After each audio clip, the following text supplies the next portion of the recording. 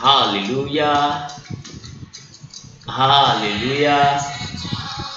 Hallelujah. We bless God Almighty. We adore our God for His grace, for His mercy upon our life, for the gift of life, for preserving our soul to this moment, because He is the shepherd and the butler of our soul. The Bible says it is He who has made us and not we ourselves. We are His people and the sheep of His pasture. And that is why we have come to adore God, to praise Him for giving us this privilege. My prayer is that may His grace not depart from us in the name of Jesus Christ. Before we go into the Word of God, let us pray. Jehovah, Jesus Christ, Holy Michael, our Father and our God, we thank you once again. Accept our thanks in Jesus' name. Father, we are going into your Word, O God. We pray, may you speak to us in the name of Jesus. Let this word liberate us. Let this word change our life for good. Thank you for answering prayer. For in Jesus' name we are prayed. Amen. Hallelujah. Hallelujah. Hallelujah. Now, the word before us today, what we'll be discussing is the mystery of CCC choir. The mystery of CCC choir. Kí ni ohun ìjìnlẹ̀ nípa akọrin ẹgbẹ́ akọrin ìjọ mímọ́? Kí ni ìjọ mímọ́ gbogbo fún ara rẹ̀? Ìjọ mímọ́, ìjọ tí ó ṣọ̀wọ́n, ìjọ mímọ́, ìran ìjọ tó jẹ́ pé Pétérù rí ìran rẹ̀.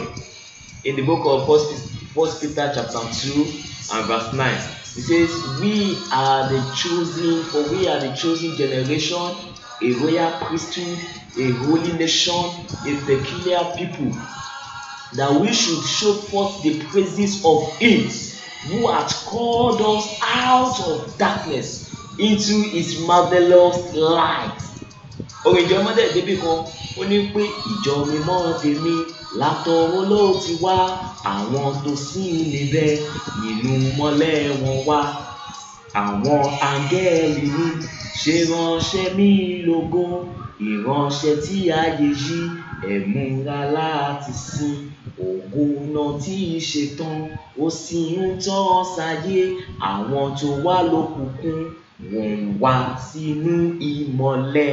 So for we, that He has called us out of darkness into His marvelous light. Àwọn tí ó wà nínú òkùnkùn wọ́n wá sínú ìmọ́lẹ̀, nítorí pé láti ọ̀run ló ti wá. Àwọn tó dẹ̀ sìn níbẹ̀ inú ìmọ́lẹ̀ ni wọ́n wà. Ògo ni fún Ọlọ́run lókè ọ̀run. Hallelujah. So that is Celestial Church of Christ. Ìjọ tó ṣọ̀wọ́n tó jẹ́ wípé kò sírú ìjọ bẹ́ẹ̀ rí. Ìjọ ìkẹyìn, bẹ́ẹ̀ ni ìjọ ìkẹyìn ni. Kò sí ìjọ tí a lè fi ìjọ mímọ́ wé. Ìjọ tí ó jẹ́ wípé ní ìgbà tí a fẹ́ sọ kalẹ̀, ọ̀sán di òru. Kò sí ìjọ tó ní irú ìpè bẹ́ẹ̀. Ní ọdún 1947, on the 29th of September 1947, there was an eclipse of the sun. Nítorí tí a fẹ́ sọ ìjọ náà kalẹ̀. Ìjọ tó jẹ́ pé àwọn màlẹ́kà wọ́n ń yọ̀ nítorí tí a rántí ayé. Ògo ni fún Ọlọ́run lókè ọ̀run. And that is why I'm beseeching every one of us that ẹ jẹ́ kí a mọ bí a ṣe ń ṣe nínú ìjọ náà. Let us mind our steps. Let us caution ourselves in this celestial food, because this church is a mysterious one. It is filled with mysteries. It is a church that has delivered salvation, the ticket to heaven on the platter of gold. Ìjọ tó jẹ́ wípé àti wọ ìjọba ọ̀run níwọ̀n ìgbà tó bá ti wà ń bẹ̀, then it is guaranteed for you. In as much as you know what you are doing in the church. And I pray may the Lord continue to strengthen us in the name of Jesus Christ. I would like you to know that Celestial Church of Christ is a garden. Is a garden. What do I mean?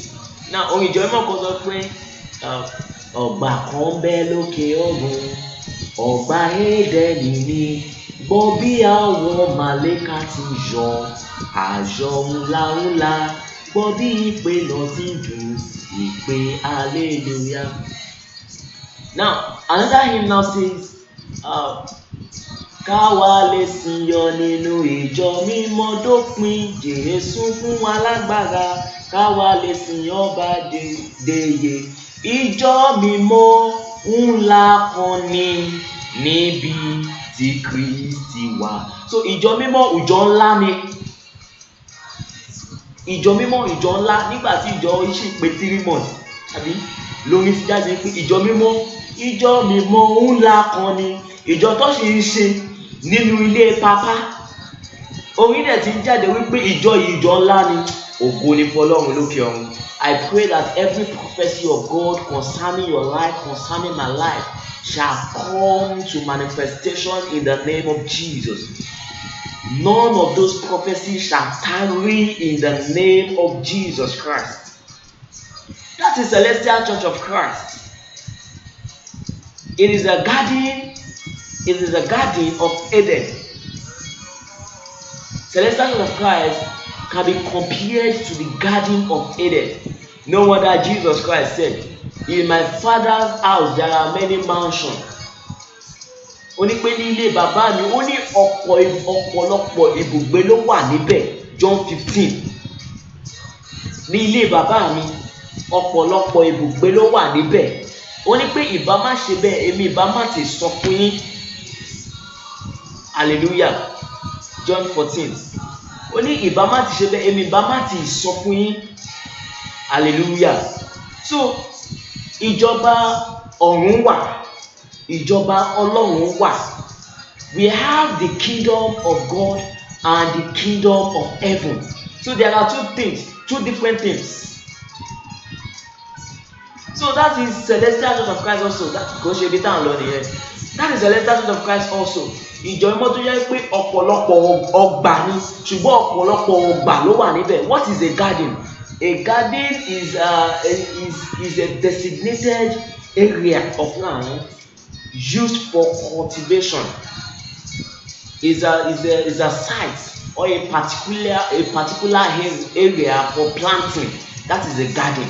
And in that garden we have what? Varieties of plants. There are varieties of plants in the garden. So under those varieties, in each variety, we have what? We have those plants form colony. There's something we call colony. So our plants here, ó lè má jẹ́ ẹ̀kọ́ ló wà bẹ́ẹ̀, but in that part, à ń pè niche, that part gbogbogbò tí plant yẹn wà, ó lè má ṣògùn nìkan, ó lè tó mẹ́ta, mẹ́rin, márùn bẹ́ẹ̀, kọ́ tún pọ̀ níbẹ̀. So that is Celestial Church of Christ. So we have different arms of the church. We have the choir, we have the prophets, we have the sidemen. We have so many parts, so many arms of the church. But the arms of the church will narrow our teaching to today is the choir. The choir, Celestial Church of Christ choir. Now there are some things we'll discuss about the Celestial Church of Christ choir. Number one, we'll discuss the package itself. We'll discuss the choir structure. There's something we call church structure. So we'll discuss the choir structure, the structure of the choir. We'll discuss the Celestial choir cape, the choir regalia, which is the cape. We'll discuss the celestial hymns. We discuss the ethics of the choir. So those are the things we'll discuss in this period, this moment. Hallelujah. So now starting with the barricade.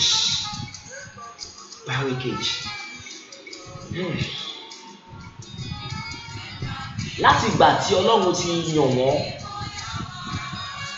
tọ́lọ́run ti pe Mósè, tó ti yan àwọn àlùfáà, tó ti yan àwọn oníbodè, àti ìgbà yẹn náà ló ti ṣe kí ni, ló ti yan àwọn akọrin. Ní ìgbà tí wọ́n ti Íjíbítì jáde, wọ́n ru àpótí ẹ̀rí, kò tí ì sí ibi tí wọ́n gbé àpótí ẹ̀rí sí. Now tí àwọn àlùfáà bá gbé àpótí ẹ̀rí lọ, àwọn akọrin wá ṣe kí ni, wá tẹ̀lé àpótí ẹ̀rí. Àpótí ẹ̀rí tó jẹ́ wípé ohun ìjàyà àti ohun ẹ̀rù ni. Èèyàn kan fọwọ́ kọ àpótí ẹ̀rí, ó dẹ̀ kú lẹ́sẹ̀kẹsẹ̀ níbẹ̀. So ohun ìbẹ̀rù ni àpótí ẹ̀rí náà. Hallelujah. So from the beginning, we had choir from the beginning. Even in heaven, we had choir there. So now let us go back to the origin of choir. Even if we don't know the origin of choir, then let us discuss certain things that happened in the beginning. Now let's go to Ezekiel chapter 28. Ezekiel 28 verse 13. Ezekiel 28 verse 13. Now we know that Satan or Lucifer is the choir master then in heaven. Ezekiel 28 verse 13. Now the Bible says, "Thou art been in Eden. Thou art been in Eden, the garden of God." Ìwọ ti wà ní Édẹ́nì ọgbà Ọlọ́run. Onírúurú òkúta iyebíye, and that is Satan there. Onírúurú òkúta iyebíye ni a fi dá ọ, ni a fi ṣe ìbora rẹ. Kẹ̀yìn sí ọgbà Ọlọ́run. So ọgbà yẹn, ibì kan wà nínú ọgbà yẹn tó jẹ́ wípé Ádámù wà. Nínú ọgbà yẹn náà ibì kan wà, ọgbà kan tún wà níbẹ̀. Ọgbà kan wà, ọgbà kan ó wà tó jẹ́ ibùgbé Ádámù. Ọgbà kan tún wà tó jẹ́ ibi ọ̀gbìn. Ọgbà míì tún wà èyí tó jẹ́ ààyè tí Lúsíférì gan fún ara rẹ̀ wà. Ìwọ ti wà ní ọgbà Ọlọ́run. Onírúurú òkúta iyebíye jẹ́ ni a fi ṣe ìbora rẹ̀, according to Ezekiel 28 verse 13. It will interest you to know that 12 precious stones lọ́lọ́run fi gbé ọ̀run kalẹ̀. Ọlọ́run dẹ̀ fi 10 lára 12 stones yẹn dá èṣù. Can you imagine? Ọlọ́run fi 10 lára 12 stones yẹn ṣe covering fún èṣù. So he was a precious creator. No wonder the Bible referred him as the morning star. The morning star. So he was a choir master. Let's proceed. Ezekiel 28 verse 14. Ìwọ ni kérúbù tí a nà tí ó sì bò. That is, thou art the anointed cherub that covereth. Now, let's go back to that 13. That's Ezekiel 28 verse 13. So it says, "Is the garden, you are being in the garden of God, the garden of Eden." So and that is why in every celestial church, àyà akọrin, kódà má fòwe kàn ní o, orógbó ni ní o, mo bí yín náà, irrespective of the pastor, the pastor, àyà akọrin yẹn cannot be taken away. That place tí akọrin máa ń wà yẹn náà ni go to other parishes, every celestial parish, that corner tí àyà akọrin máa ń wà, ibẹ̀ náà ni wọ́n máa ń wà. At the front, the right side of the church, the right side at the front, ibẹ̀ náà ni wọ́n máa ń wà. So ibi tí ọgbà wọn wà nìyẹn. So ibi tí Lúsíférì gan fúnra rẹ̀ wà, òun nìyẹn. Ọgbà yẹn, inú ọgbà níbi bẹ̀ yẹn. Torí ẹ̀ lẹ́sẹ̀ máa rí, ọ máa demarcate yẹn. Ọ máa demarcate ibi bẹ̀ yẹn. So ọgbà ni. Tabadẹ wo garden, ọ máa demarcate garden ni. It is either we have garden at the front of the building or we have it at the back of the building. So this garden in Celestial in Christ, I mean the choir, the barricade, is at the front of the throne of God. Hallelujah. So the Celestial Church is what at the front of the throne of God. So Celestial is ẹ̀yin akọrin ní ìjọ mímọ́, ẹ kọ orin Olúwa sókè pẹ̀lú àwọn áńgẹ́lì òkè ọ̀run, ẹ jùmọ̀ kọ orin yìí dídùn. So àti áńgẹ́lì àti gbogbo ayé ibi tí wọ́n máa wà nìyẹn láti kọrin fún Ọlọ́run. So that is Celestial Church of Christ choir barricade. So it's a garden. So that is a stipulated area. A stipulated what? A stipulated area. Hallelujah. Now, the choir is also a mountain. Celestial choir is what? Is also a mountain. Now, that verse 14 of Ezekiel 28. Verse 14 of Ezekiel 28. It says, "Thou art the anointed cherub that covereth, and I have set thee so." It will interest you to know that gbogbo ìjọ tó kù, now, okay, let's check that place again. Thou art the anointed cherub that covereth. The anointed cherub. Now, kò sí bí èèyàn ṣe lè jẹ́ kódà kí papa Ọ̀ṣọ́fà kí papa Ọ̀ṣọ́fà wá kí papa dẹ̀ fẹ́ kọrin láàyè akọrin, kò sí regalia tó lè wà lọ́rùn papa, ó máa gbé cape lé. Papa gbé cape lórí regalia tó bá wọ̀. Kódà kí olùṣọ́ ìjọ yẹn, kò sí òye tó lè wà lórí ẹ̀ kó wọnú àyè akọrin. Ní ọ̀gá tó mọ̀ kó fẹ́ wò níbẹ̀, ó máa gbé cape, ó máa gbé lórí kíni, lórí oyè, ó máa gbélé lórí ni. Hallelujah. Ṣé ààrẹ ní pé ìdíje wà níbẹ̀ ṣá? Kò sí òye téèyàn lè gbà, ó máa gbé cape léde. Cape á wà lórí ẹ̀, á wà lórí oyè náà. Kódà kó lọ gba ìfàmì owó yàn kọ́ gbé kí bàbá gbọ́wọ́ lé ẹ lórí báyìí. Tó bá wà ìyá kan, ó sì máa gbélé lórí. Ṣé have you ever thought of it that? What could that mean?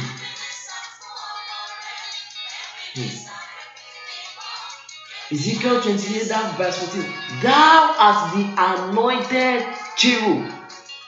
Yẹn túmọ̀ sí pé Ọlọ́run ló máa fi àmì òróró yọ èèyàn fún akọrin.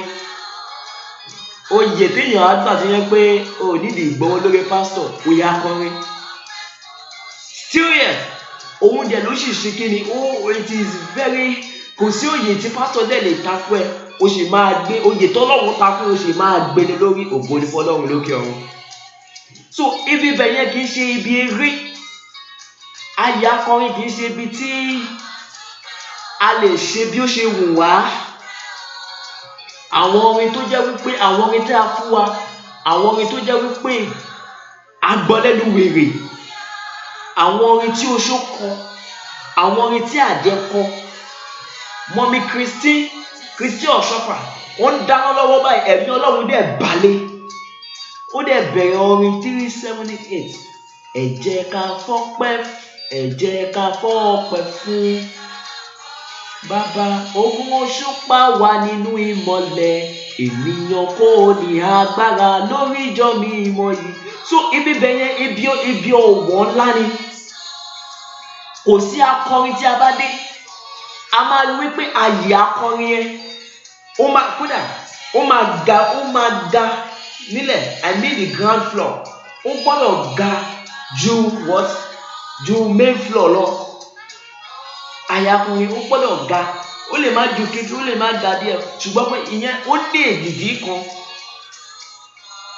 You have been, now let's go back to that Ezekiel 28 verse 14. And I have set thee so, thou was upon the holy mountain of God. So àyè akọrin òkè kan ni, kò dẹ̀ ṣe òkè lásán, òkè Ọlọ́run ni. Òkè Ọlọ́run. Irú òkè wo wá ni? Thou hast walked up and down in the midst of the stones of fire. So òkè iná tí èèyàn ò bá ṣọ́ra, iná yẹn, iná tó yẹ kó máa mú, iná orí òkè yẹn ló máa mú kí àwọn Luciferi máa dán. Now let's take for example gold, raw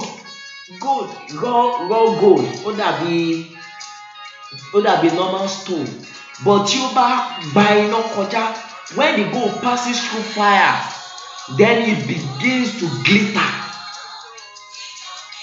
That lustrity, that glittering, that sparkling characteristics of that gold will now come out. So nǹkan tí ó mú kí Luciferi kó máa dán, kó máa dàbí ìràwọ̀ òwúrọ̀, òun ni wípé orí òkè ibi tó wà yẹn, òkè iná ni. So níwọ̀n ìgbà tó ti ń rìn sókè, tó ń rìn sódò lórí òkè Olúwa yẹn, ìmọ́lẹ̀ yẹn á máa ṣe kí ni? A máa dán sí. Hallelujah. Ó máa dán sí. That is what God has given us in Celestial Church of Christ. It is expedient for us to know that barricade, the floor, that barricade, that ground, that designated area is not just an ordinary place. It is a mountain of God, according to Ezekiel 28 verse 14. And number 2, that place is made up of stones of fire. A lè má rí lójú ara báyìí, ṣùgbọ́n nínú ẹ̀mí iná wà níbẹ̀. Ohun tó wá jẹ́ ẹwà fún Luciferi nìyẹn. Tó kẹ́lẹ̀ ṣe máa rí pé ọmọ akọrin kódà tí ò bá fine, tó bá wọ cape, hallelujah. So ẹwà yẹn á jáde. Ẹwà yẹn ó máa jáde. Bíbélì pè Luciferi, ó ní pé ìwọ ìràwọ̀ òwúrọ̀, the morning star. Ẹwà yẹn máa jáde, ó máa là. So beauty yìí, gbogbo àwọn nǹkan wọ̀nyí ló mú kí Luciferi kó ṣe kí ni? Kó gbéraga sí Ọlọ́run. Hallelujah. So number 1, choir is what? That barricade is a garden. It's a garden in the gardens. Number 2, it is a holy mountain. It's a mountain of what? It's a mountain of fire. Now in the spiritual realm, that choir is in the 5th heaven. Ọ̀run karùn-ún ni ayé akọrin. The choir is in the 5th what? Is in the 5th heaven. Now back to the church structure. Church structure. Now ọ̀run kìíní, ọ̀run kejì, ọ̀run kẹta. Okay, let me start from ọ̀run kẹta. Ọ̀run kẹta, floor member, that is ọ̀run kẹta. Ọ̀run kẹta, that is the floor member. Ọ̀run kẹrin, ibi àwọn ẹ̀dá alààyè mẹ́rin, ibẹ̀ ni pẹpẹ kékeré máa ń wà. Ọ̀run karùn-ún, first step sínú pẹpẹ. Ọ̀run kẹfà, ibi tí Jésù ń wà. Ọ̀run keje, òun ni ọ̀run ìtẹ́ Ọlọ́run. Hallelujah. So ọ̀run karùn-ún yẹn, tí yàn bá, now still under the church structure, gbogbo ìjọ Celestial Church of Christ, tẹ́ bá wà ìyá akọrin yẹn, ground floor yẹn ó tálì pẹ̀lú kíni? Ó rhyme pẹ̀lú pẹpẹ. Ìlẹ́lẹ̀ pẹpẹ, ó rhyme pẹ̀lú ẹ̀, ó ní ìtumọ̀. That is the 5th heaven. So the 5th heaven ní bíbẹ̀ yẹn. Hallelujah. Now let's go to Revelation chapter 18. Revelation chapter 18. Revelation 18 from verse 1. Now, and after these things I saw another heaven come down from heaven. Can you see? Another heaven come down from what? From heaven. So we have the kingdom of God, and we have the heavenly kingdom. Ìjọba Ọlọ́run wà, ìjọba Ọlọ́run wà, ìjọba ọ̀run dẹ̀ wà. Lẹ́yìn kan wọ̀nyí, mo sì rí áńgẹ́lì mìíràn ó ti ọ̀run sọ̀kalẹ̀. So ìran tó ń rí ìran ọ̀run ló sì ń rí, ṣùgbọ́n ó tún wá rí ọ̀run kan, áńgẹ́lì kan ti ọ̀run yẹn sọ̀kalẹ̀ wá. Okay, let's go. Having great power, and the earth was lightened with his glory. So the angel had great power, and the earth was lightened with his what? With his glory. Now, if you go to hymn 774, hymn 774, stanza 2. Hymn 774, stanza 2. It says, Jésù ọba ìmọ́lẹ̀, tàn mọ́lẹ̀ rẹ sáàrin wa. Can you see? Jésù ọba ìmọ́lẹ̀, tàn mọ́lẹ̀ rẹ sáàrin wa. Ìrẹ lọ́ba olùdáǹdè, gbọ́ tiwa Jehovah. So áńgẹ́lì tó rí ẹ, Jésù ni. Hallelujah. How do I know? Now, let's go back to that verse 1. Having great power, and the earth was lightened with his glory.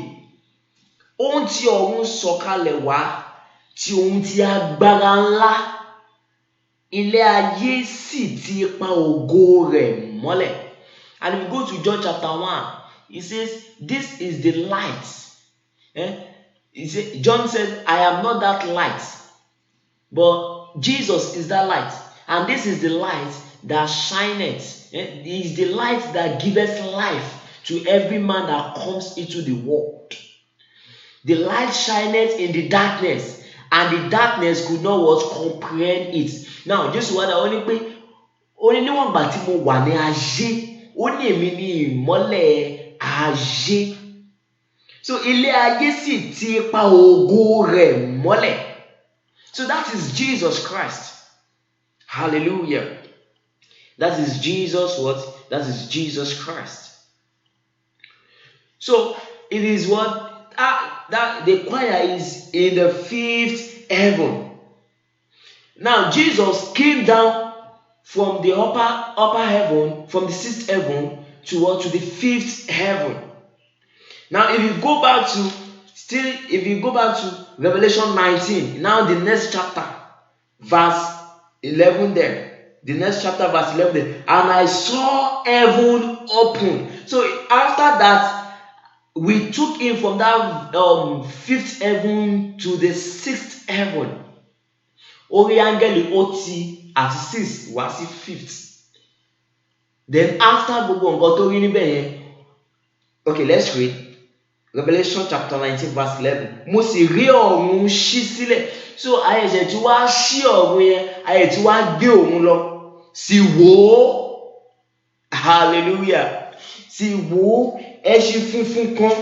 Ẹni tí ó sì jókòó lórí rẹ̀ ni à ń pè ní olódodo àti olóòótọ́. Nínú òdodo ni ó sì ń ṣe ìdájọ́ tí ó sì ń jagun. So that is Jesus Christ there.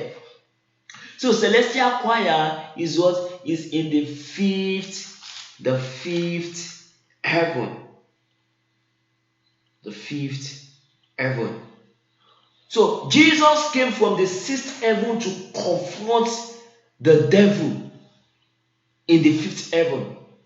If you read that verse 18, okay, now here verse 2. And he cried mightily with a strong voice, saying, Babylon the great is falling. So anywhere you see Babylon, just know the Bible is referring to what? To the devil. It's falling. It's falling and it's become the habitation of devils and the hold of every foul spirit and a cage of every unclean and hateful bird. So those were the evil spirits. Those were the angels, the fallen angels that descended with devil.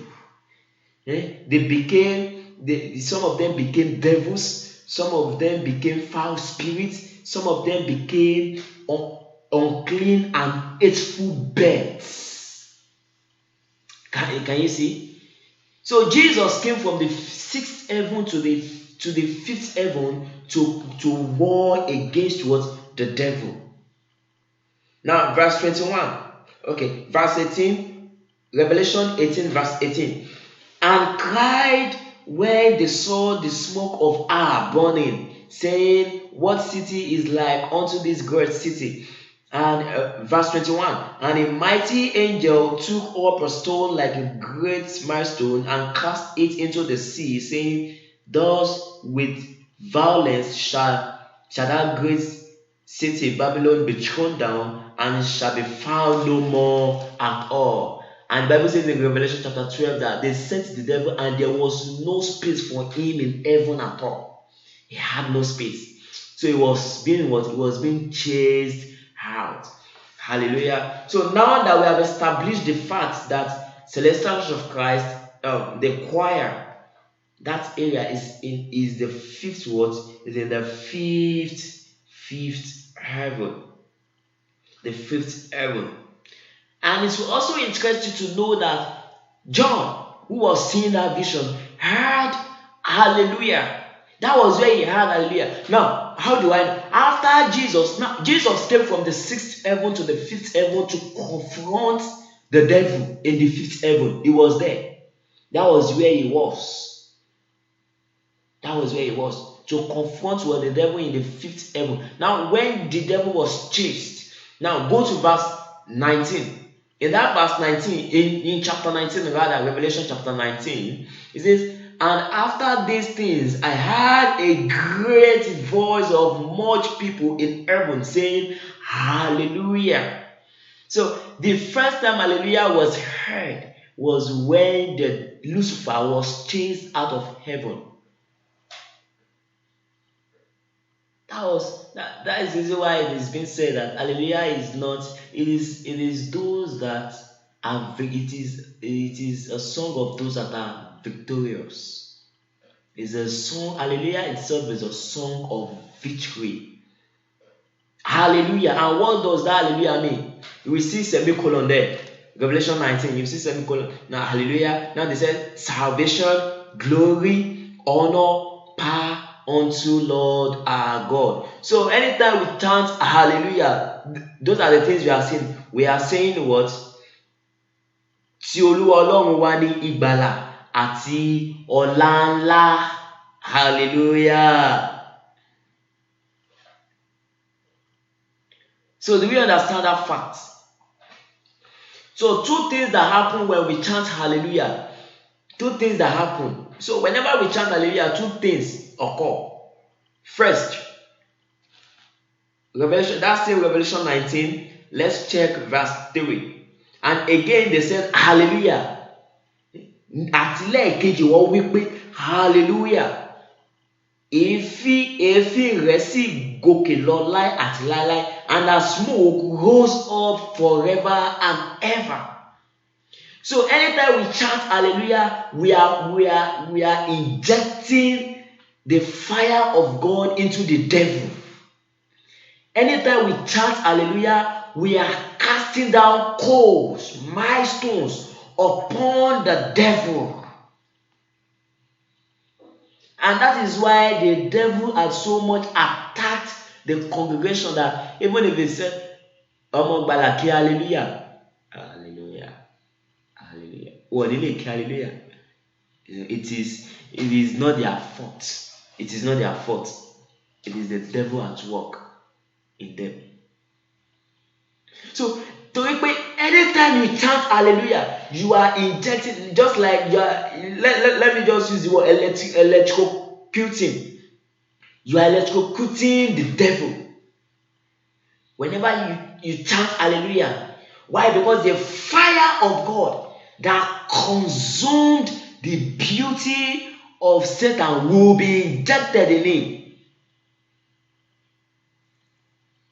Hallelujah. So that is the first thing hallelujah we do. Hallelujah is a song of what? It's a song of victory. Now the second thing about hallelujah. So Hallelujah is what? Whenever we chant hallelujah, the host of heaven will say amen. Celestial pé tá bá ti gbàdúrà tá ti ṣe gbogbo iṣẹ́ bó ṣe àdúrà bó ṣe ìbùkún bó ṣe gbogbo tá ti ṣe gbogbo ẹ̀ méje sólúwa hallelujah hallelujah hallelujah hallelujah kódà kó ṣe ẹyọkan lókè. How do I know? Now go to verse 4. Revelation 19, that verse 4. Yeah. And the 24 elders and the 4 beasts fell down and worshipped God that sat on the throne, saying, Amen. Amen. So whenever we chant hallelujah, they will say amen to our prayers. Àwa la fi fún láti mọ àṣírí ìkọ̀kọ̀ ohun ìjìnlẹ̀ tí Ọlọ́run. Àwa la fi hallelujah fún. So they will say amen. After we have prayed, tá ti gbàdúrà tán, méje hallelujah hallelujah, ó lè jẹ́ mẹ́ta hallelujah hallelujah hallelujah hallelujah. Wọ́n start kí báyìí. Hallelujah mélòó ló ké bẹ́ẹ̀? How many? Hallelujah. Now verse 2. And again they said hallelujah. So ẹyọkan lọ lẹ́ẹ̀kejì. So they just start the first hallelujah, they chanted hallelujah. Now the second one just hallelujah. So verse 4 now said that the elders and the 4 beasts, they fell down and worshipped God and said amen. Àwọn ló ní àṣẹ torí àwọn ni adé wà lórí wọn. Adé ó wà lórí wọn, ọ̀pá àṣẹ dẹ̀ wà ní ọwọ́ wọn. Bí ìgbé wọ́n máa fi adé wọn lílẹ̀, ìyẹn tí wọ́n sọ pé àṣẹ wọn. Wọ́n á fi adé wọn lílẹ̀, wọ́n á wá wólẹ̀, wọ́n á forí balẹ̀. So all our prayers, bó bá ti ń bọ̀ níwájú Ọlọ́run báyìí, kó tó dé wájú Ọlọ́run báyìí, ó máa ti dé ọ̀dọ̀ àwọn wọ̀nyí. The 24 elders and the 4 beasts. Àwọn ló máa sọ wípé amen. So once they say amen, then what else? Ẹni tó Ọlọ́run ṣe tirẹ̀, ta ló lè kọjú já sí? A ó fayọ̀, a bú sáyọ̀, a ké hallelujah. Ẹni tó Ọlọ́run ṣe tirẹ̀, ta ló lè kọjú já sí? Hallelujah. So ohun rere ogún ńlá ni a ti jogún ní ọwọ́ Ọlọ́run. Ẹni tí ó fi hallelujah fún wa. Hallelujah. Now we are still talking about what? Celestial choir. The celestial choir. Now let's talk about the cape. Mo ti padà sí ọ̀rọ̀ cape nísìn. A ti sọ wípé àmì òróró kan ṣoṣo tí Ọlọ́run ta fún èèyàn, òun ni cape. Tó yẹ pé Ọlọ́run ló máa ta àmì òróró ẹ̀, òun ni cape. Hallelujah. Now, this cape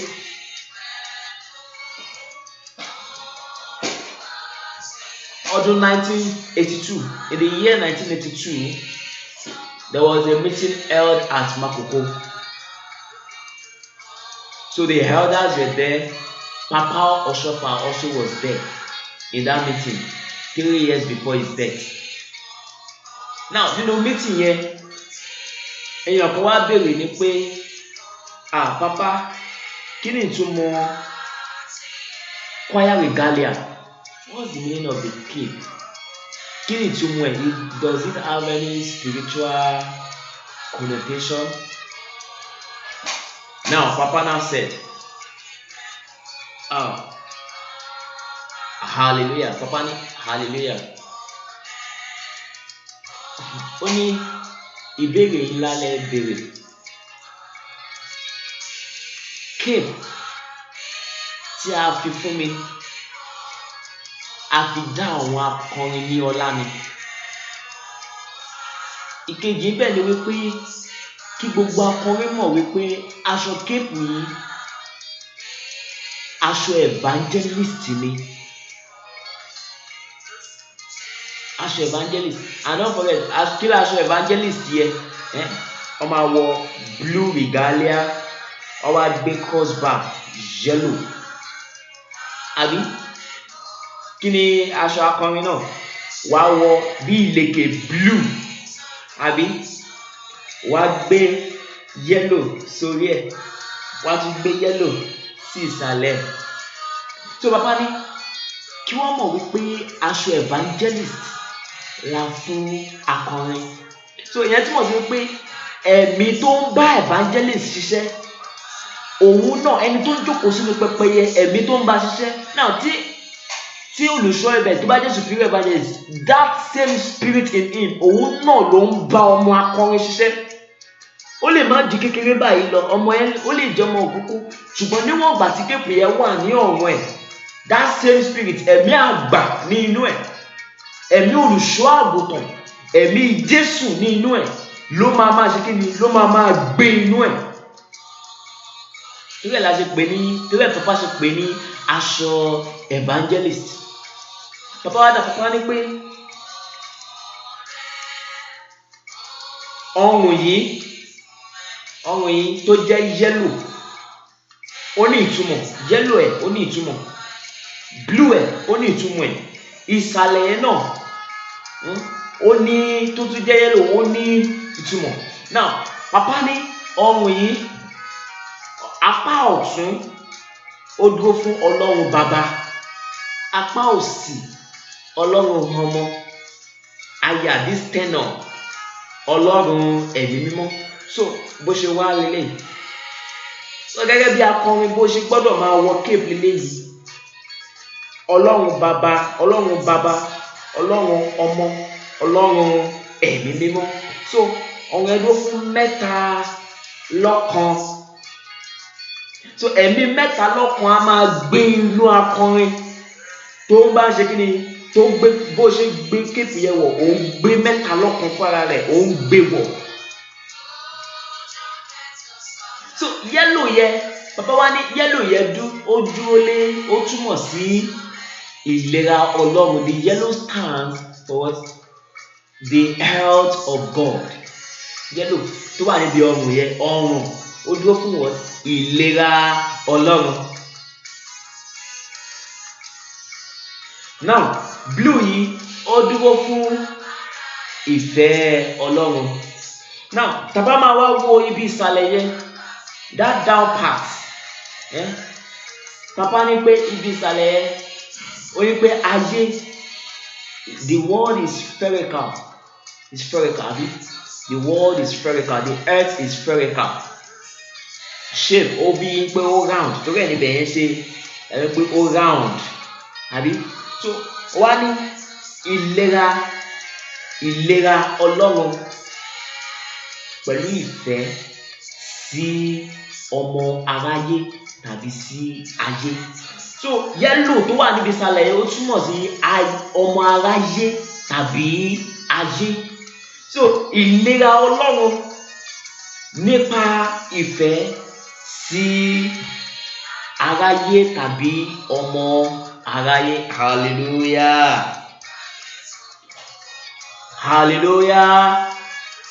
so that was what Papa Oshofa said about the choir king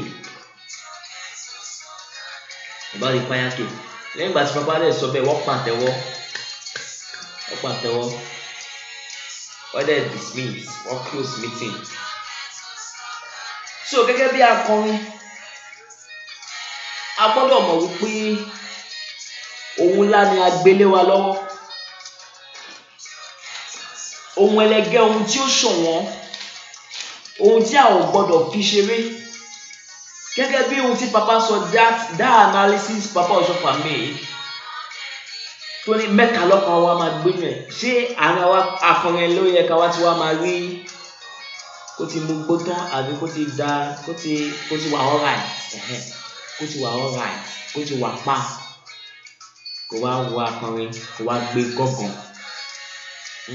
na irú ẹ̀mí wo ṣé ẹ̀mí mẹ́ta lọ́kan àbí ẹ̀mí èṣù irú ẹ̀mí wo ló máa wọlé tọ́ba ní kẹ́mi mọ́ kó sọ̀kalẹ̀ ẹ̀mí á sọ̀kalẹ̀ ṣùgbọ́n ẹ̀mí ò ní mọ́ torí ìwọ gbogbo fúra rẹ tó ń pe ẹ̀mí kó sọ̀kalẹ̀ ìwọ gan ò mọ́ Bàbá ní pé náà nígbà tí àwọn ọkùnrin tó bá ti ń kọrin bí akọrin ṣe ń kọrin tó bá ti ń kọrin, nígbà tó bá ń ṣàlàyé ní pé aṣọ evangelist ni wọ́n wọ̀, ó ní pé kí mẹ́ta lọ́kan kó lè máa gbé inú wọn níwọ̀n ìgbà tó bá ti gbó, ó ní pé mẹ́ta lọ́kan á sọ̀kalẹ̀ á dẹ̀ jókòó sáàárín wọn kí wọ́n bá lè máa níwọ̀n ìgbà tí wọ́n bá ti ń kọrin, ẹ̀mí Ọlọ́run á máa ti inú orin náà wọ inú ìjọ láti ṣiṣẹ́ àmì àti iṣẹ́ ìyanu. And that was this why I said akọrin ni Ọlọ́run ta àmì òróró ló da òróró lé ní orí. Let's go to Isaiah 61. Isaiah 61. Now I want to show us something there. Isaiah 61. Now only ẹ̀mí Olúwa Jehovah ń bẹ lára mi. So bó ti wọ̀ ó ti gbé ẹ̀mí Ọlọ́run Jehovah. Òun ló gbé wọ̀. Nítorí ó ti fi àmì òróró, òun ló yàn ẹ́ fún ara ẹ̀. Àbí iṣẹ́ èèyàn kan wà tí Ọ̀ṣọ́fà gbọ́ lé lórí ní pé ó fẹ́ ṣe akọrin Ọ̀ṣọ́fà ló wá gbọ́ lé lórí. So ìwọ tí a ò bá ti pè síbẹ̀ ó máa misbehave. And once you realize that you are doing things that is contrary to the will of God there, and you are doing it consistently, my guy, it is better you excuse yourself from that. Torí inú pẹpẹ níbẹ̀ yẹn, inú pẹpẹ níbẹ̀. So anything tó bá ń ṣe òun tàpá sí pẹpẹ ni. And don't forget, ohun mẹ́ta ló máa ń wà nínú àpótí ẹ̀rí. Àpótí ẹ̀rí tàwọn Ísírẹ́lì la gbé padà fún wa gẹ́gẹ́ bí màtá. Nǹkan mẹ́ta ló máa ń wà níbẹ̀. The Bible, small rod, and the shewbread. The shewbread, the Bible, small rod, and the shewbread. So ọ̀pá Bíbélì tó ní òfin mẹ́wàá Mósè tó ní nínú, and the shewbread. Àkàrà aláìwò la máa ní nínú, ló máa wà nínú màtá tí a máa ń gbé pẹpẹ lé lórí, pẹpẹ méje yẹn la máa ń gbé pẹpẹ méje lé lórí. So inú màtá, so anything tó bá ti ṣe contrary to the commandment of God and to the tenets, against the rules and tenets of the church, ọ̀pá yà á dìde bí áńgẹ́lì, á máa na Olúwa ẹ̀.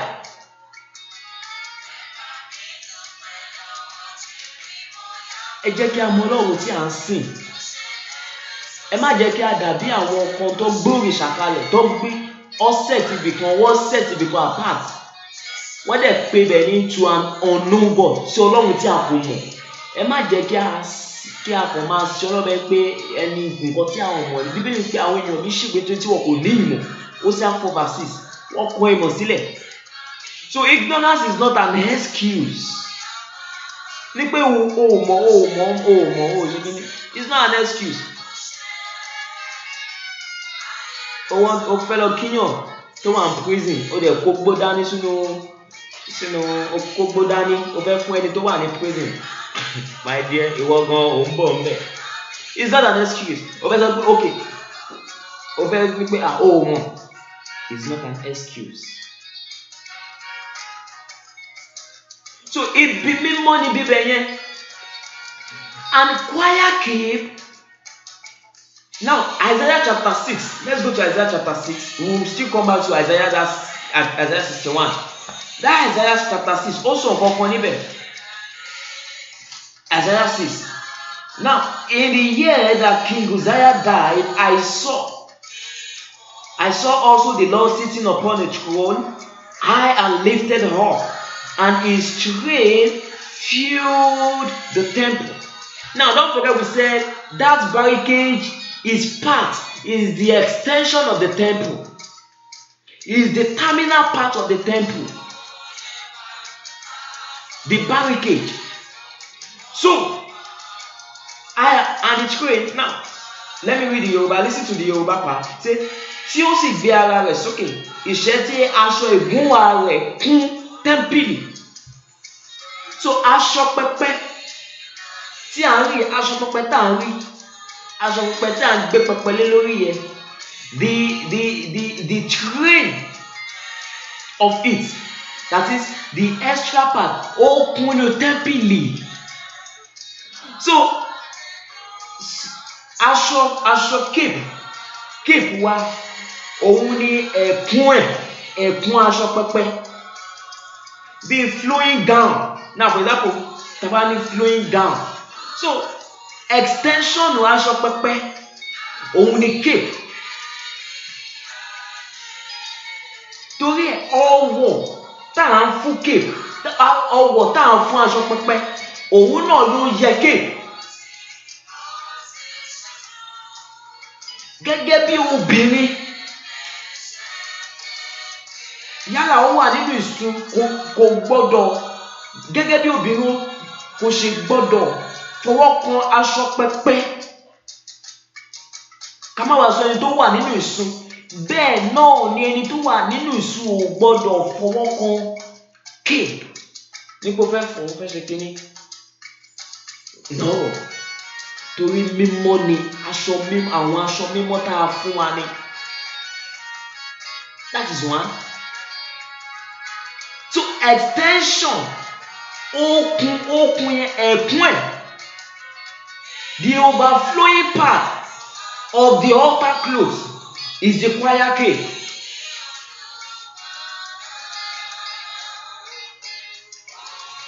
Gbogbo aṣọ tó kù, gbogbo aṣọ ìjọ mímọ́ tó kù wọ́n wọ̀ lọlé, èèyàn lè wọ̀ lọlé, èèyàn lè ṣe kíní.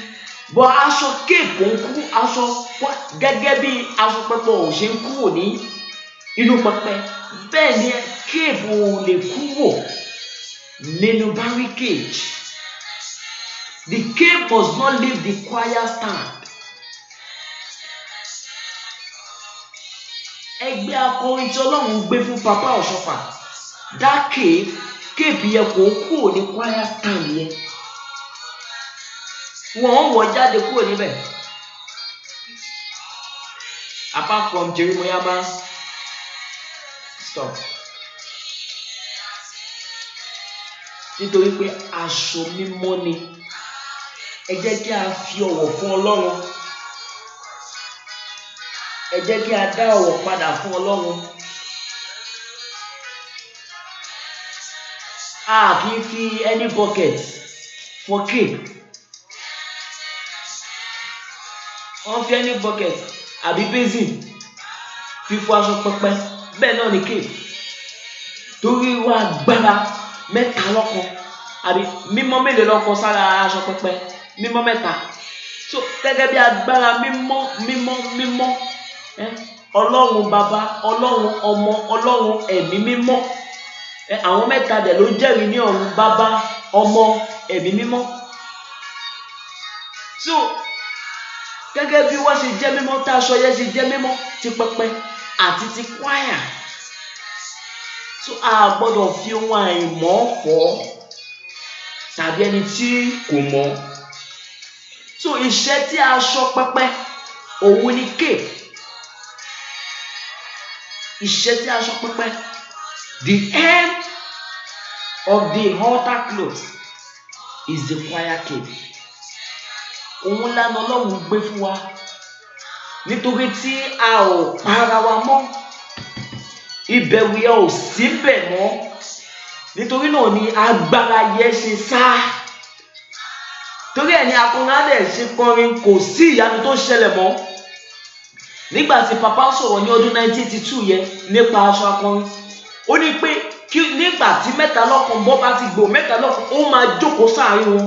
Nígbà tó bá ti ń kọ orin, ẹ̀mí Ọlọ́run á ti inú orin náà jáde láti wo wèrè sàn lọ́gán, láti mú àwọn ẹni tí ara wọn ò dá, láti mú wọn sàn,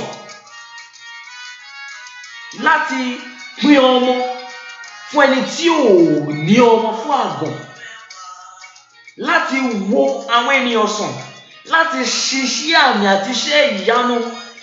Now going back to that Isaiah 61 verse what? 61 verse 1. Nítorí ó ti fi àmì òróró yàn mí.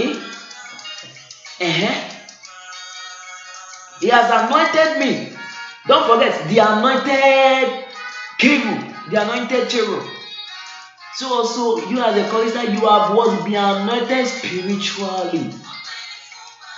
Once you are approved to join that stand, then you have been anointed what? spiritually. To preach good tidings unto the meek. He had sent me to bind up the broken-hearted. Music is the food of the soul. Pẹ̀lú ìyìn ńláńlá, wọ́n tẹ́ ìyìn. Kò ń ṣe ìyìn lásán, ìyìn ńlá. Wọ́n tẹ́ orí wọn bá pẹ̀lú ìbọ̀wọ̀ ńláńlá. Wọ́n sì fògo f'Ọlọ́run. Ògo ògo ìyìn fún Baba. Ẹlẹ́dà ọ̀run àti ayé. Hallelujah, hallelujah. Hosanna lóhùn rí wọn. So gẹ́gẹ́ bí a gbọ́dọ̀ kọ orin Ọlọ́run pẹ̀lú ìyìn. Wọ́n ṣe ìyìn lásán, ìyìn ńlá. Wọ́n tẹ orí wọn ba pẹ̀lú ìbẹ̀rù àti ìbọ̀wọ̀. Pẹ̀lú ìbọ̀wọ̀ ńláńlá, wọ́n sì fògo. Nígbà náà tí a bá fi ògo, Ọlọ́run á wá dìde lórí ìtẹ́ láti ṣe àwòtán àwọn oníròbìnújẹ́ ọkàn. Láti kéde ìdásílẹ̀ fún àwọn ìgbèkùn. Àìsàn ti gbé ọ̀pọ̀lọpọ̀ dè. Ayé ó ti di àwọn ènìyàn nínú ìgbèkùn. Ṣùgbọ́n ní ìgbà tí orin bá jáde láti àyè akọrin náà, oyin tó ní ògo Ọlọ́run ní inú, tí a fi ìyìn ńlá kọ, tí a fi ìbẹ̀rù kọ àti ìbọ̀wọ̀ nípa wíwà ní mímọ́. Àwọn gbọ̀ngàn yẹn á ṣiṣẹ́, àwa wọlé wá ṣiṣẹ́ ìtúsílẹ̀. So every choir, it is expedient for you to know this Isaiah chapter 61 verse 1 to 3. Torí ìpè akọrin nìyẹn.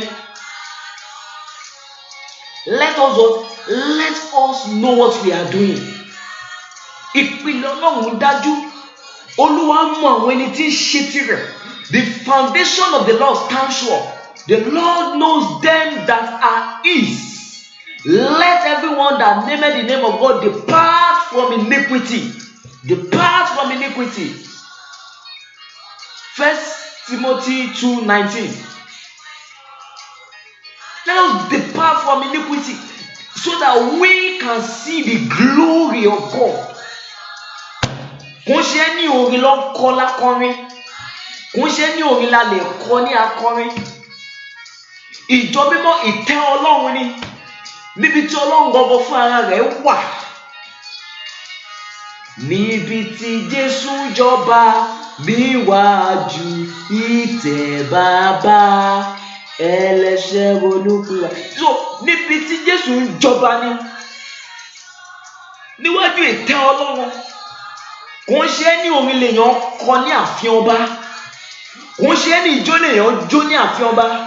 Nítorí náà nígbà yí àwọn bàbá wa pẹ̀lú àwọn bàbá òdodo tó sì wà títí di àkókò yìí tí wọ́n yìí ní ìbẹ̀rù Ọlọ́run yẹn nínú. Tó bá ń bọ̀ nílé Ọlọ́run with your full regalia, you will come with what? You will make sure you hold. Wọ́n máa ń di nǹkan kan tá à ń pè ní adé. Adé yẹn wọ́n máa gbé gègé báyìí. Ìrìn wọn kò ń ṣe ìsìn tẹ́. They carry themselves with prestige. Wọ́n máa rìn pẹ̀lú ọ̀wọ̀. Ẹni tó bá ní ọgbọ́n wọ́n máa rìn bí ọba. Kò ń ṣe ìgbéraga o. Bí kò ṣe ògo Ọlọ́run tó wà ní ara wọn ni. Wá dé adé wọn. Full regalia. Bọ̀ tó bá ti fẹ́ wọnú inú ìjọ, wá ṣe adé wọn. Tó bá ti wọnú ìjọ tó ti wọnú pẹpẹ tó ti dáyé wọn, wá fi adé wọn lélẹ̀. Wá dẹ̀ forí balẹ̀ kí Ọlọ́run kó ba lè máa jẹ́ ọba àwọn ọba. Hallelujah. Hallelujah. Oh. Hallelujah. Let's go to Revelation chapter 4, verse 10. Revelation chapter 4, verse 10. Now listen. The 24 elders fall down before him that sat on the throne. What they are there and what but majestically into the church. About to the church. One day they won láti ilé ni o. Tó bá ti wá déwájú church, wá dé ọ̀rọ̀ abọ́ adé wọn, wá gbé dání, wá dé wọlé. Tó bá ti wọlé. Now before tó ti déwájú ìtẹ́, àbí Revelation 4 verse 10 yẹn. Wá wọlé. Oya, let's read. Níwájú ìtẹ́, jókòó lórí ìtẹ́, wọn á sì tẹríba fún ẹni tí ń bẹ láàyè láì àti láíláí. Wọ́n á tẹríba nípa kíni, wọ́n á wọlé. Wọ́n á sì fi adé wọn lélẹ̀, ó gbọ́dọ̀ fi lélẹ̀ níwájú ìtẹ́ náà kí Ọlọ́run kó ba lè máa jẹ́ ọba àwọn ọba. From the period from leader lọ sọ títí wọ pẹpẹ ló ní adé wọn lọ́wọ́. Ẹ jẹ́ kí a ṣe ìjọ mímọ́ bó ti tó àti bó ti yẹ. Ní ìgbà náà tí ògo ọba àwọn ọba bá wá, ó máa wá sọ̀kalẹ̀ sáàánú wa. Tí ògo ẹ bá ti wá sọ̀kalẹ̀, àwọn akọrin á wá kọrin. Ìyanu á wá máa ṣẹlẹ̀ láti kéde ọdún ìtẹ́wọ́gbà Olúwa. Àwọn nígbà tí àwọn áńgẹ́lì yẹn wá Genesis 18 tọ́tọ̀ Abraham wá. Wọ́n sọ ìṣòwò ẹ̀dà, ìyàwó ẹ̀dà. Wọ́n dẹ̀ sọ fún pé níwòyí ọdún yìí, níwòyí ọdún tó ń bọ̀, àná máa bí ọmọkùnrin kan. Ó rẹ̀rìn. The Bible says according to the time of life, láti kéde ọdún ìtẹ́wọ́gbà Olúwa, láti kéde ọdún ìtẹ́wọ́gbà Olúwa, ìpè tí a gbélé ìjọ mímọ́ ní ọwọ́ nìyẹn, and most especially the choir staff. Let us come back. Òun pọ̀ church ó dẹ̀ ti kọ́kọ́ lọ mú nǹkan náà. Òun pọ̀ church láti kọrin fún Ọlọ́run. Ó dẹ̀ ti kọ́kọ́ ṣe àṣìṣe. Ó ti ní ìbálòpọ̀. Oh my God. Àjẹ̀bá wa gbé ìyẹn wọnú àmọ́ ní ṣe. From our teachings we have discovered that gbogbo ibi àyàkọrin yẹn pẹpẹ ló wà. Àti wọnú pẹpẹ. Àyàkọrin ó ju pẹpẹ kékeré lọ. Bẹ́ẹ̀ni. Torí ẹ̀mí méje láti orí ìtẹ́ tó ń ti inú pẹpẹ méje jáde wá, òun ló operate níbẹ̀. Pẹpẹ kékeré ìtẹ́ ìkẹrin ló wà, ọ̀run kẹrin. But àyàkọrin ọ̀run karùn-ún, ọ̀run Jésù, ọ̀run Ọlọ́run. Ẹ jẹ́ kí a padà, kí a bẹ̀ Ọlọ́run that God should restore back the glory. God should restore back the glory. Àti rí ẹni tí a jíṣẹ́ fún life testimony real, factual. Ẹni tí a jíṣẹ́ fún kó lọ fọké ìbákọrin, kó lọ fọké ìbákọrin, kó dẹ̀ fómi ẹ̀wẹ̀. Nígbà tó dẹ̀ fómi ẹ̀wẹ̀ tán, àìsàn tí a bímọ sickle cell dẹ̀ changed. Sickle cell changed. A rí ẹni tí ò ní ọmọ, a ní kó lọ sí àyàkọrin, kó wá àyàkọrin. Ó wọ ibẹ̀. Àwọn ọmọ ní kó máa forgive, ó wọ ibẹ̀. Ó dẹ̀ that same month, ó ní oyún. Ibi tí ayé èèyàn ti ń yí padà ní. Ṣùgbọ́n téèyàn bá wà careful,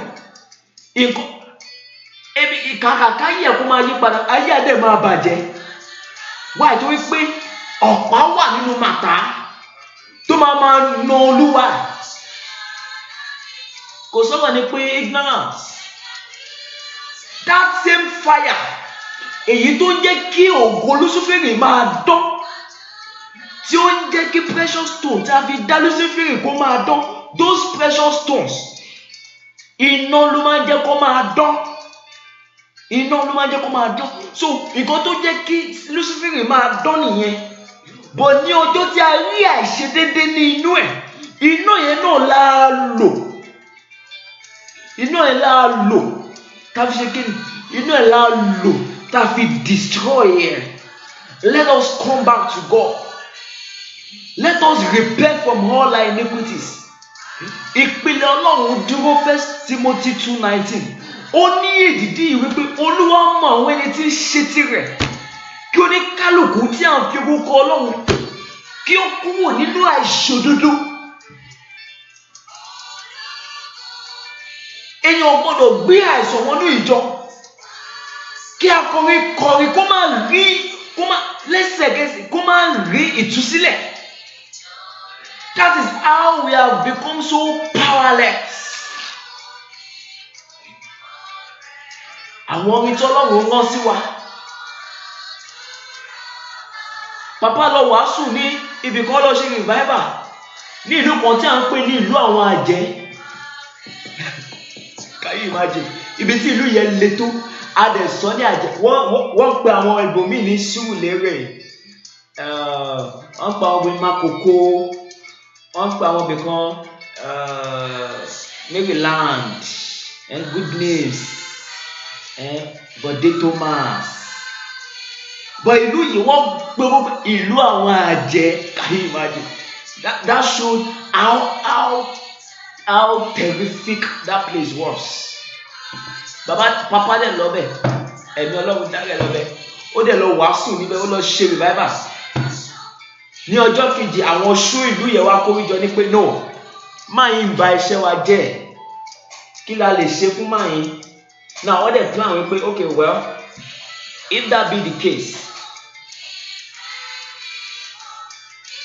èmi tí ṣe ọ̀gá àwọn oṣó wọ́n náà ni pé now tá bá ti rí Papa tó bá ti ń bọ̀ the following day wọ́n máa hug ẹ̀ níwọ̀n gbà tó bá ti fò tó bá ti hug ẹ̀ láti hug Papa tó bá ti hug Papa ẹ̀jẹ̀ á gbẹ lára ó dẹ̀ máa ṣubú. Ẹ̀jẹ̀ á gbẹ lára ẹ̀ ó máa ṣubú. Tó bá dẹ̀ ti ṣubú agbára ti bàjẹ́ ní ẹ̀. Wọ́n ti gbàgbé ní pé kì í ṣe agbára tó lọ gbà nínú omi, kì í ṣe agbára tó lọ gbà níbì kankan, kì í ṣe agbára tó lọ gbà létí òkun. No, kì í ṣe agbára tí ó gbà tó lọ sórí òkè lọ gbà níbi tí ò sí Ọlọ́run tó ń wá Ọlọ́run lọ. Wọ́n mọ̀ ní pé Ọlọ́run ò gbé lórí òkè tí a lè fojú rí. Orí òkè ẹ̀mí Hebrews 12:22 to Mount Zion. Kò ń ṣe orí òkè Mósè. Òkè ẹ̀mí ló wà nísìn. Níwọ̀n dà Jésù wípé wọ́n máa tó tẹ̀ nǹkan àwọn tó máa sọ wọ́n máa sìn nínú ẹ̀mí àti òtítọ́. Ìwé agbára tá a gbélé Papa ní ẹ̀yìn ọ̀kan dẹ̀ lóun fẹ́ dì mọ́ Papa tó bá ti ṣubú. Ẹ̀jẹ̀ agbẹ́lá wọ́n dẹ̀ wọ́n pé ẹ̀jẹ̀ tó wà nínú Papa kò ṣe ẹ̀jẹ̀ ara mọ́, ó ti di ẹ̀jẹ̀ Jésù, ẹ̀jẹ̀ tó kán sínú ilẹ̀. Bíbélì sọ wípé ìṣẹ̀lẹ̀ ńlá sì ṣẹ̀, àwọn àpáta sán, gbogbo àwọn òkú tó ti kú wọ́n jí dìde. Àwọn ará wọn rí wọn. Irú ẹ̀jẹ̀ tó wà nínú Papa nìyẹn. Irú ẹ̀jẹ̀ yẹn dẹ̀ ló wà nínú àwọn ọmọ tó ń flow nínú jíù gbogbo ọmọ ìjọ mímọ́ lò tòótọ́. Now wọ́n plan yẹn nígbà tó di kíní wọ́n wá.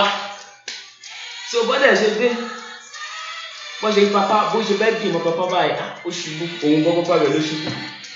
Second ó tún dìde fẹ́ dì mọ́ Papa ó ṣubú.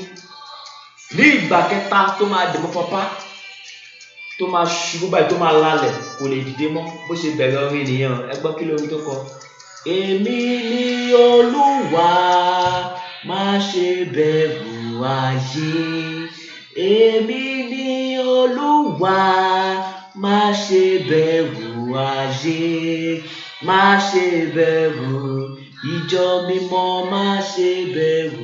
Irú ògo tí a gbélé wa lọ́wọ́ nìyẹn. Ẹ jẹ́ kí a ṣe ìfẹ́ Ọlọ́run níbikíbi tí a lè wà. Let us do the will of God so that this glory can come back. So that Ichabod will be cancelled amidst us. Ògo ṣì wà nínú ìjọ mímọ́. Ògo tí a lè gbé sínú ẹgbẹ́ akọrin, ògo ńlá ni. Ògo ńlá. Papa tún lọ sí revival níbì kan. Àwọn oṣù ibẹ̀ tún gang up wípé a máa destroy this man. Ìgbà tó di ọjọ́ kejì, olórí wọn náà ló bá lọ sórí òkè, ló lọ sí orí igi láti tapà fún Papa. Ibi tí Papa ti mínísítà lọ́wọ́. Níbi tó wà lẹ́nu Ọlọ́run ti balẹ̀. Kí lẹ́nu Ọlọ́run ṣe fún? Ó so, ó fi kọ́ igi, ó dorí ẹ̀ kodò, ó fi ẹsẹ̀ kọ́ igi sókè. And he was there for good 7 days. Good 7 days he was there. Lókè yẹn, ní ọjọ́ kẹrin ló bẹ̀rẹ̀ orin. Ẹ gbọ́ kí lórin tó kọ.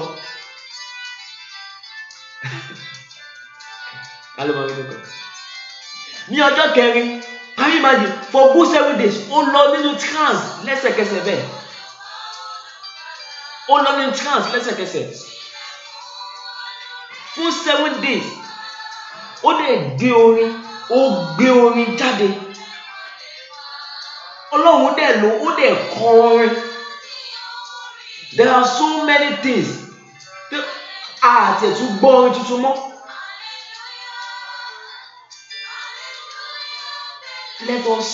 Let us come. The Bible says, if ye are spiritual, then walk in spirit. Let us walk in the spirit as a choir. Celestial Choir Church. Láti kọrin nìkan gan, ìyanu gbọ́dọ̀ máa ṣẹlẹ̀. Ẹni tí a gbé kọ́ sórí igi, nígbà tó di ọjọ́ kẹrin, ó dẹ̀ bẹ̀rẹ̀ orin. Bàbá paláṣẹ látọ̀run wá, kí gbogbo ayé tí wá rírí fúnjọ mímọ́ látọ̀run wá. Ìjọ yìí ni yóò wẹ̀ ayé mọ́, àjẹ́ oṣó yóò wá rírí lábẹ́ agbára mímọ́ yìí. Àwọn áńgẹ́lì kún fáyọ̀, ìyanu fọ́kàn ìkẹyìn. Hallelujah fún iṣẹ́ Olúwa. Kò ń ṣe ní orin là ń kọ ní ààfin ọba. Àwọn orin ńlá tí a fún wa rèé láti máa kọ. Ọ̀pọ̀lọpọ̀ orin làwọn èèyàn ti kọ tó ti ṣá tá a gbọ́n mọ́. Kódà bí wọ́n sì wà láyé, àwọn tó kọrin sì wà láyé, ṣùgbọ́n orin wọn àgbọ́n mọ́. Ṣùgbọ́n orin àwọn wọ̀nyí, lẹ́yìn ìgbà tí wọ́n tún fi ayé yìí lọ sí ọ̀run, anytime tó bá sì kọ orin yẹn, ẹ̀mí tó mú orin yẹn wá á sì tún sọ̀kalẹ̀, á sì tún di ọ̀tun. Àwọn orin tí ọmọ ọjọ́ mẹ́jọ ń kọ, àwọn orin tí ọmọ oṣù mọ́kànlá ń kọ, ènìyàn dáná lọ́wọ́ báyìí, ẹ̀mí Ọlọ́run dẹ̀ balẹ̀ ó ń kọ. That is all we are given. Celestial choir. Celestial choir. ibi tó yẹ kó mọ́ jù.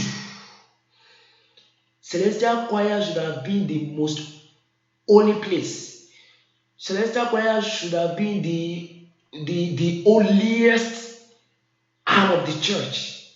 But we are the most filthy parts of the church. Most filthy part. And these are the manipulations of the devil. The Bible says, if you walk according to the Spirit, ye shall not fulfill the lust of the flesh. If you walk, let us come back into the Spirit and walk according to the Spirit. Let us desist from singing earthly song in the church of God. Let us begin to sing spiritual songs. These songs are enough for us as celestial hymns. Orin ìṣẹ́gun wà ńbẹ̀, orin ọpẹ́ wà ńbẹ̀, orin ìdáǹdè wà ńbẹ̀. Gbogbo àwọn ìjọ tó kù lọ ní májẹ̀mú wọn, a lè mú orin ìjọ mìíràn wá sínú ìjọ sẹ̀lẹ̀. Tá bá ti mú orin ìjọ mìíràn wá sínú ìjọ, a ti yà kúrò lórí májẹ̀mú sẹ̀lẹ̀. Àwọn ẹ̀mí tó gbé orin náà, àwọn ẹ̀mí tó ń bá ìjọ mímọ́ wọ́n dẹ̀ kó àti ọmọ eléyìí o, wá tún fi ìjọ lẹ̀. Orin ẹ̀mí mímọ́ wà, orin agbára, orin àdúrà wà. Súre fún wa lónìí bàbá wa ọ̀run, agbójú wa sókè sí ọ. Wọ́n tó súre fàbá bàbá là wá, jọ̀wọ́ súre fún wa. Alpha àti Omega, àṣì ọkàn wa páyà sọ́lódùmarè, má jẹ́ ká lọ lófo. Ṣé ìyẹn ò tó? Igwe sọ wípé àwọn orin ò dá, but wọ́n ní májẹ̀mú tí wọ́n. Ìpìlẹ̀ Olúwa dájú. Ó ní èdìdí yìí wípé Olúwa mọ àwọn ẹni tí ń ṣe tirẹ̀. I pray may the Lord help us in the name of Jesus. Now the last thing we will discuss for this period, the last thing is how do we file in Celestial? How do we file into the church? Now there is a principle in filing in. The first person that must file in is the choir. Okay. Now, before the choir, now we have the incense burner, onítùràrí, ẹni tó ń fi tùràrí. Now, tẹ́lẹ̀ àwọn àlùfáà ẹni tó ń fi tùràrí yẹn, àpótí ẹ̀rí ló máa gbé láyé ìgbà, àpótí ẹ̀rí ló máa gbé. Nítorí pé aginjù ló wà ní ìgbà yẹn, kò tí ì síbi tí àpótí ẹ̀rí máa jókòó sí. So wọ́n máa ń gbé àpótí ẹ̀rí kiri ni. Wọ́n máa ń gbé àpótí ẹ̀rí kiri. Ṣùgbọ́n nígbà tó dé ilẹ̀ ìlérí, wọ́n situate àpótí ẹ̀rí síbì kan. Hallelujah. So now níjọ mímọ́ nísìn tí a ti situate, a ti entrench àpótí ẹ̀rí, that is the altar, the throne of God. And it is not pẹpẹ, it's the throne, the throne of God. That is entrench, that is gbé síbẹ̀. So incense burner bó ṣe ń lọ tó ń fi tùràrí, àwọn akọrin máa tẹ̀lé. It is biblical. Okay, let's go to Psalm 68. Psalm 68. Psalm 68. Okay, now let's start from verse 1. Let God arise, let his enemies be scattered. Let them also that hate him flee before him. As smoke is driven away, so drive them. So as smoke is driven away, as wax melts before the fire, so let the wicked perish at the presence of. So when we are coming before God, so when we are coming before God, we come without smoke. We come without savour.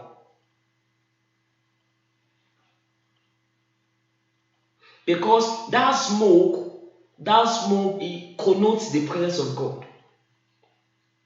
It invites God into our midst. Exodus 19. Exodus 19. Let's check Exodus 19, verse 17. Now, let's start from verse 17. Exodus 19, 17. And Moses brought forth the people out of the camp to meet with God. That is the service conductor. To meet with God, the service conductor. And they stood at the nether part of the mount. Wọ́n sì dúró ní ìhà ìsàlẹ̀ òkè náà. So, tá bá fẹ́ ṣe ẹ̀sìn, tá bá fẹ́ wọ à ń tinú òkú wọnú ìyè. Òun ni ìjọ mímọ́, inú ìjọ à ń ti inú ayé, à ń ti wọnú ìyè.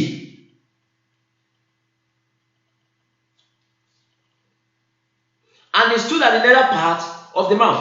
And Mount Sinai was altogether, verse 18, 19, 18. And Mount Sinai was altogether on a smoke, because the Lord descended upon it in fire, and the smoke thereof ascended as the smoke of a furnace, and the whole mountain quaked greatly. Òkè Sinai sì jẹ́ kìkì èéfín. So èéfín gbọ́dọ̀ síwájú ìsọ̀kalẹ̀ Ọlọ́run.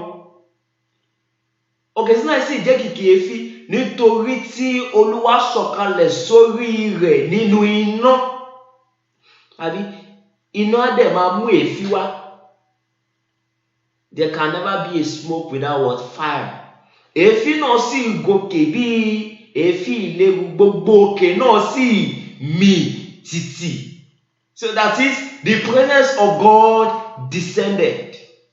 That is, so we have what? The incense burner. 22 Aribatin can we see? Number 2. Now let's go to our Korean. Let's go to that verse 19. Exodus 19, 19. And when the voice of the trumpet sounded long, the voice of the trumpet, àwọn wo nìyẹn? Àwọn akọrin. So, kọ́tọ́ jẹ́ kí ni wọ́n máa play interlude. Sounded. Àbí? Wọ́n máa play instrument. Keyboard. A trumpet. Either trumpet or keyboard. Wọ́n máa play. Sounded long. And waxed louder and louder. Moses speak. Can we see? So, onítùwàrí a máa ṣíwájú. Tónítùwàrí bá ti wá ṣíwájú. Now, let's go to that Psalm 68 verse. Psalm 68. Let's return back to that Psalm 68. Now, so we know that the presence of God, the smoke of God, the smoke will cause the presence of God. Now, verse 4 says, sing unto God. Can you see? Sing. So, lẹ́yìn onítùwàrí, akọrin, sing unto God. Sing praises to his name. Àwọn áńgẹ́lì, àwọn áńgẹ́lì, wọ́n forin ayọ̀ yìn Baba mímọ́ lọ́run. Sing praises. Ẹ kọrin sí Ọlọ́run, ẹ kọrin ìyìn sí orúkọ rẹ̀. Can you see?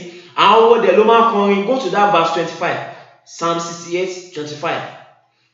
The singers went before. Can you see? 68, 25. Àwọn akọrin lọ níwájú. Àwọn olóhùn orin, àwọn olóhùn èlò orin kẹ́yìn láàrin àwọn ọmọbìnrin àti ẹ̀ka ìsìn. Àwọn akọrin lọ síwájú. The singers went before. And after the singers, now go to verse 10. It says, thy congregation at dwell. Can you see thy congregation? So ìjọ ènìyàn rẹ̀ ni ó tẹ̀dó sínú rẹ̀. Can you see?